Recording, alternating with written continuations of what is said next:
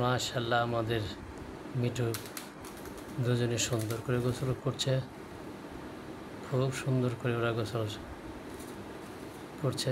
একজনের গোসল প্রায় শেষ, আর একজন এখনও গোসল অবস্থায় রয়েছে। দেখুন আলহামদুলিল্লাহ, মাঝে মধ্যে এরকম ওদের পানির ব্যবস্থা করে দিতে হয় যাতে করে ওরা গোসল করতে পারে। আলহামদুলিল্লাহ আমরা সেই ব্যবস্থা করে দিয়েছি। নিচে খাবার রয়েছে বা পানিও রয়েছে।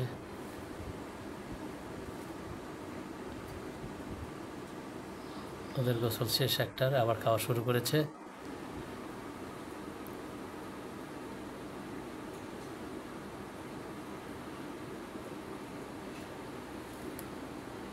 খাবারটা এখানে পড়ে গেল।